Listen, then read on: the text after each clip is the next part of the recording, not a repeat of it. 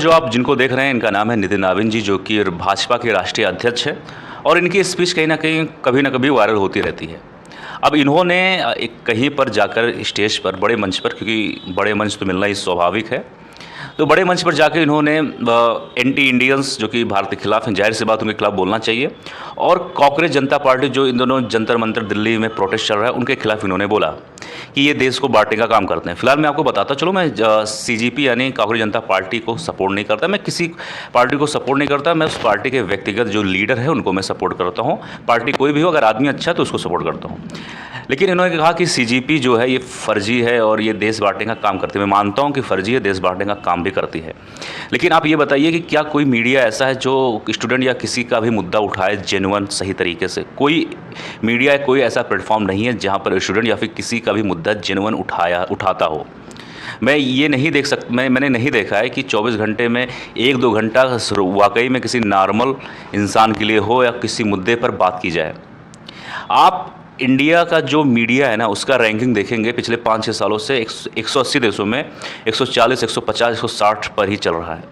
Media की ये हालत है तो कोई ना कोई प्लेटफॉर्म, कोई ना कोई माध्यम होगा जो स्टूडेंट या फिर किसी भी चीज़ का मुद्दा उठाएगा।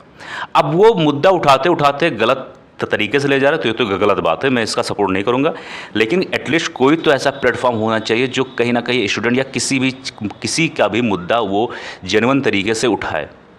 आप मीडिया में इतने सालों से मीडिया को देख रहे होंगे, कभी भी किसी भी तरीके से कोई बढ़िया टॉपिक या किसी भी इन्वायरमेंट से रिलेटेड, स्टूडेंट से रिलेटेड, मनी से रिलेटेड जो बेसिक प्रॉब्लम है, कहीं पर भी कोई मुद्दा नहीं उठाया जाता।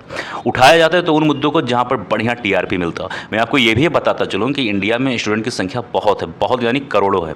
अगर आप जेन्युइन तरीके से उनका मुद्दा भी उठाएंगे तो आपको बढ़िया टीआरपी, बढ़िया व्यूज़ मिलने वाले, बढ़िया पैसा मिलने वाला है। तो कम से कम एटलीस्ट इन चीज़ों पर ध्यान दीजिए कि ऐसी पार्टियाँ ना उभरें।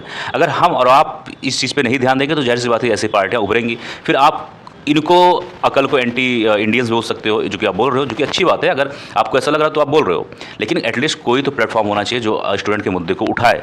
तो ये लड़ाई सामान्य लड़ाई नहीं है। जिस प्रकार से इस देश में एक वायरस और कॉकरोच जैसी पार्टियां आ रही हैं, ये देश को खोखला करने वाले लोग हैं। इन वायरस और कॉकरोच वाले लोगों को निश्चित रूप से ध्यान रखने की जरूरत है। ये देश के टुकड़े करने वाले गैंग के लोग हैं। इन देश के टुकड़े करने वाले गैंग के लोगों को सबक सिखाने का काम भारतीय जनता पार्टी का कार्यकर्ता ही कर सकता है। मित्रों, आज पूरे विश्व में भारत का तिरंगा लहराता है, सम्मान के साथ हम आगे बढ़ते हैं, तो कहीं ना कहीं भाजपा कार्यकर्ताओं का परिश्रम है, भाजपा नेता कार्यकर्ताओं की कुर्बानी है, तभी आज भाजपा इस प्रकार से विशाल देश की सबसे बड़ी पार्टी बनकर विश्व की सबसे बड़ी पार्टी बनी है।